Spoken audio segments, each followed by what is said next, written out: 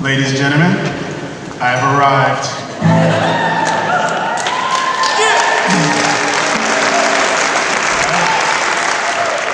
I'll be running for the next presidential election. I just want to let you know.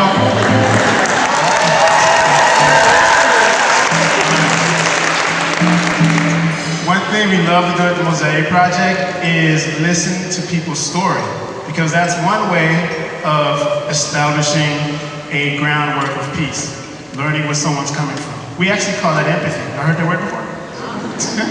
So I want to give you all I want to give you an opportunity to practice some empathy with me.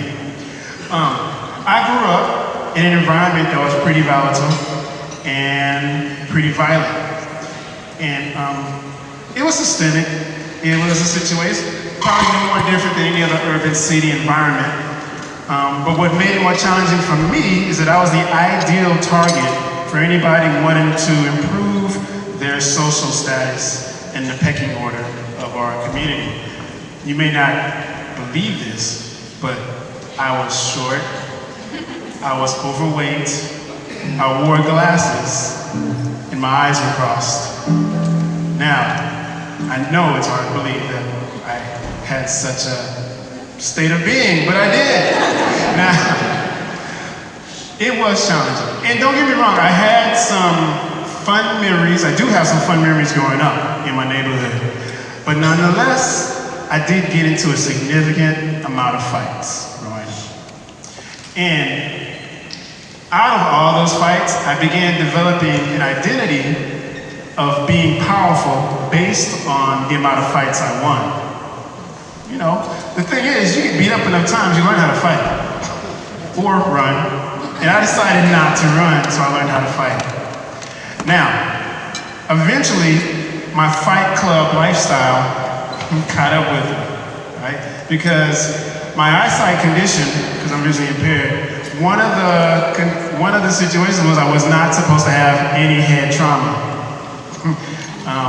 Tell a little boy not to have any head trauma, right? And also, I noticed when you start developing good fighting skills, that attracts more fights. Go figure. So I started realizing that fighting was not the solution. That reminds me of a song.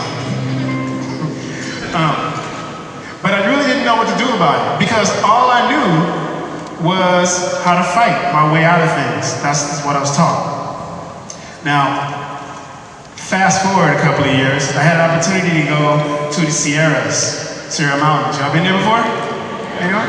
Beautiful. Never knew such a place existed. I went there, they had rushing rivers, they had big giant mountains, might I even say majestic mountains, and trees, huge trees that I had no idea what they called, but they were big, they were huge, and they were powerful. I got introduced to an environment that I didn't know existed. I got introduced to a way that was a way of, well, I guess a way of living. Trees live, rivers live, mountains live, right? So a way of living that I didn't really have the language to wrap around my experience. But in hindsight, I realized I was experiencing a certain different style of power, right? A rushing river can be powerful, you agree? Right? You stand in front of a mountain at the foot of a mountain, that could be a very powerful experience, you agree? And standing under a huge, giant redwood tree, powerful, right? But I didn't really know how to bring that or apply that in my life at that time. Now, let's fast forward some more. Back in 2007, I was introduced to this organization called the Mosaic Project. Have you heard of that before? And within the curriculum, section of the curriculum, they talked about this concept called being assertive. Right? Now, I definitely had a good handle on being aggressive or being passive. And I was a devout fan of being aggressive. You know, there was no way. And when I heard about this concept of being assertive, I wasn't sold on it initially at all.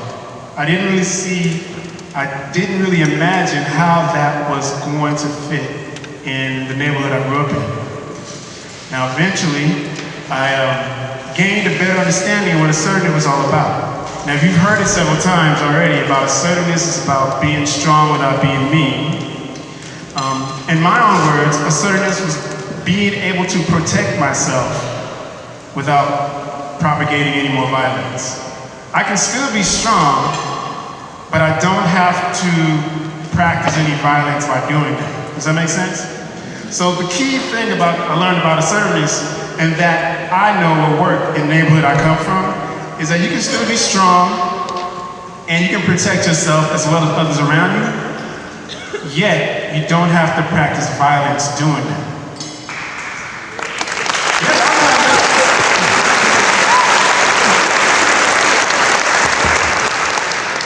Now, to me, that's definitely a very powerful ability to have. And I'm grateful for the Mosaic Project for introducing this concept to me and teaching it to me. Now, you're probably wondering why else I'm up here. I told you about the president thing, right? No. So, I am the Youth Leadership Project Director, which means I get to go throughout the Bay Area to different high schools and persuade 15 to 23-year-olds to help empower our 4th or 5th graders. Now, you all have been exposed to a lot of those youth leaders. Youth leaders, clap yourself. Clap for yourself. And everyone else, clap for the youth leaders.